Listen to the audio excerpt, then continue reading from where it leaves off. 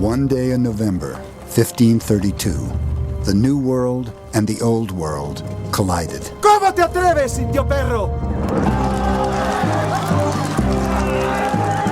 168 Spaniards attacked the imperial army of the Incas in the highlands of Peru.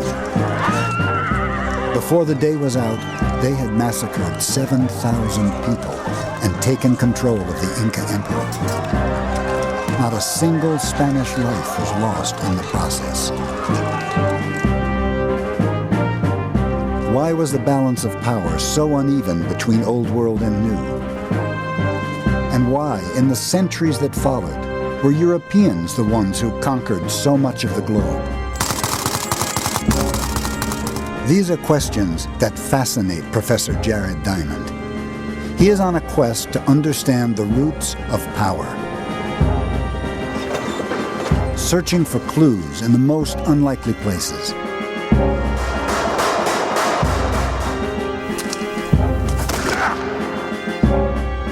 He's developed a highly original theory that what separates the winners from the losers is the land itself, geography.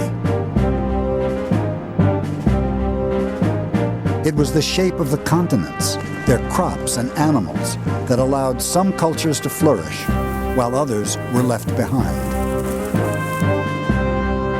But can this way of seeing the world shed light on the events of 1532?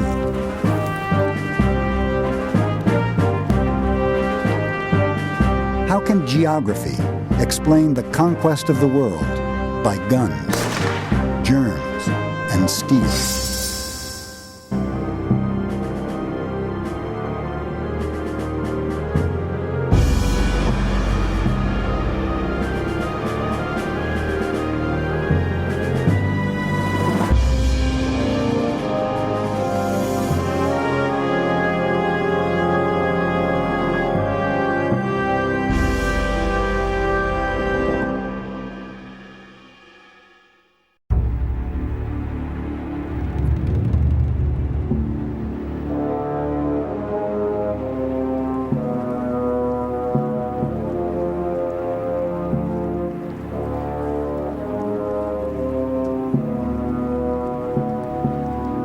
For 2 years, a band of Spanish conquistadors has been traveling in search of gold and glory. They're not professional soldiers, but mercenaries and adventurers, led by a retired army captain, Francisco Pizarro. He's already made a fortune for himself in the colonies of Central America. Now he's taking his men south into unknown territory. They are the first Europeans to have climbed the Andes and ventured this far into the continent of South America.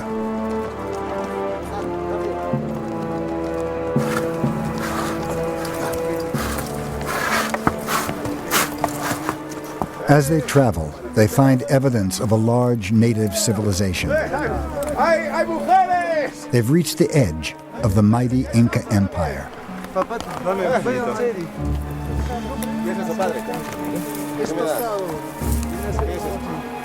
For Indians and Spaniards alike, any encounter is a clash of cultures. These Indians have never seen white men before and have no idea of the threat they represent. They can't imagine that within a few days, these strangers will turn their world upside down.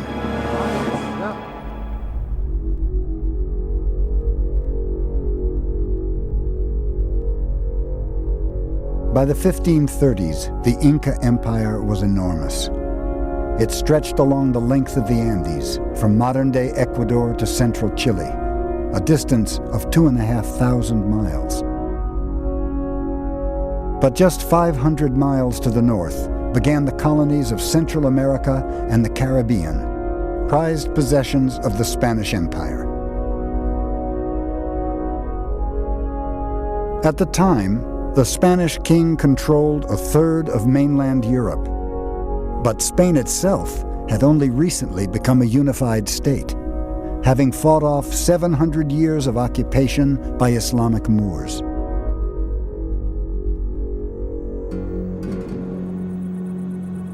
It was still a rural society. Most of the conquistadors came from villages and small towns in the heart of the country. Towns like Trujillo, where Pizarro grew up. He spent much of his childhood here, working as a swineherd in the fields nearby. Today he's remembered as a great warrior. His statue dominates the main square in Trujillo.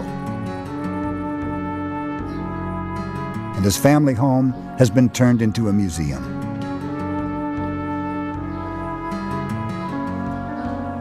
Jared Diamond has come here to explore the world of the conquistadors and understand the secret of their success. This is Francisco Pizarro, a Spaniard who conquered the most powerful state in the New World, the Inca Empire.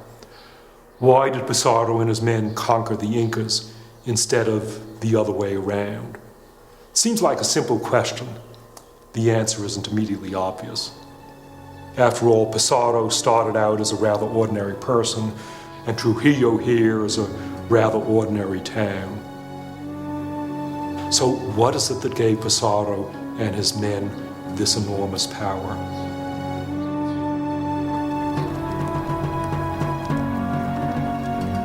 Why am I so interested in Pizarro's conquistadors? Because their story is such a grimly successful example of European conquest. And for 30 years, I've been exploring patterns of conquest.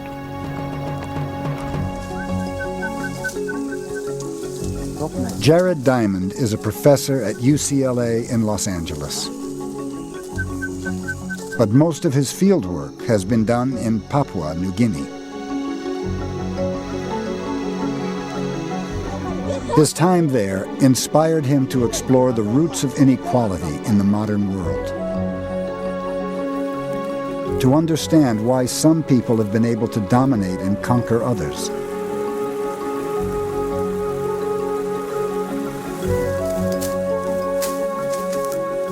Looking back thousands of years, he argues that farming gave some cultures an enormous head start.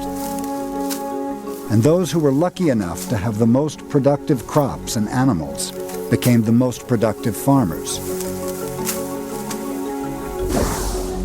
Agriculture first developed in a part of the Middle East known as the Fertile Crescent. Over time, crops and animals from the Fertile Crescent spread into North Africa and Europe, where they triggered an explosion of civilization.